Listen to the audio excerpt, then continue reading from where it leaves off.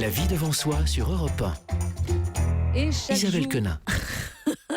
J'étais dans l'enthousiasme et l'énergie, je me suis coupé la parole à moi-même. Chaque jour, elle nous développe un peu plus, c'est normal puisque c'est notre développeuse personnelle. Bonjour Anne Cazobon. Namasté.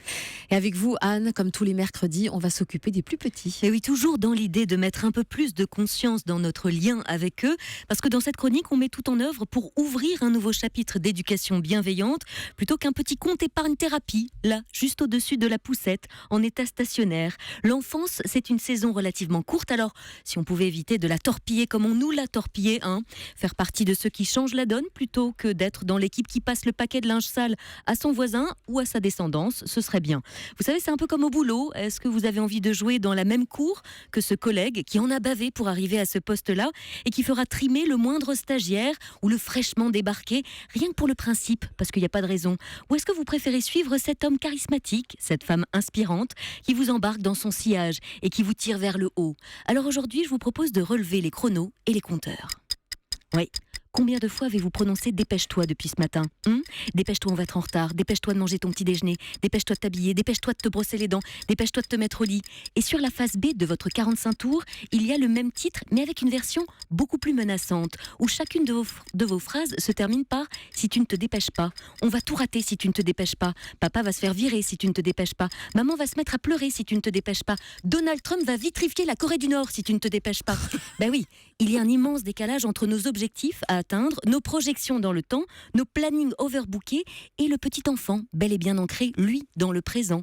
Essayons donc de préserver l'insouciance de celui-ci en respectant le plus souvent possible son rythme et sa notion du temps présent.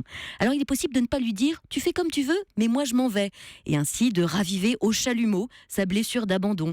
Non, l'idée n'est pas de semer son enfant, mais plutôt de lui signaler le départ et de lui laisser la liberté d'aller à son rythme. Alors plutôt qu'un « je m'en vais », on pourra dire « je commence à m'avancer, tu me rejoins ?» ou « je commence à y aller, je te laisse le temps de dire au revoir à tes copains et tu me rejoins à l'entrée du square ?»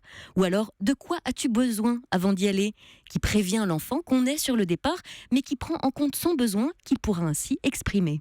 Et on peut aussi transformer certaines tâches du quotidien sous la forme d'un jeu. Ben oui, bien sûr, c'est bien connu, tout passe par le jeu. Et lorsqu'il s'agit de s'habiller, par exemple, on peut jouer à ce bon vieux Jacadi. On ne change pas une équipe qui gagne. Jacadi, mettez la chaussure droite. Jacadi, mettez le bonnet. Ou enlevez le manteau. Ah non, perdu, j'ai pas dit Jacadi. Également dans les grands classiques, il y a la course, toujours efficace. Moins pour ce qu'il reste de votre brushing et de vos talons de 12, transformés en espadrilles de toute façon depuis que vous avez fait des enfants. Mais au moins, on avance. On peut y insérer des courses spéciales d'animaux, la course du crabe en pas chassé, la course des oiseaux en battant des ailes, la course des fauves en rugissant. Autant d'outils qui vous assurent de grands moments de solitude face aux voisins du 3e. Il y a une autre botte secrète, c'est la chanson aussi. L'occasion de réveiller le Christophe Maé ou la Louane qui sommeille en vous.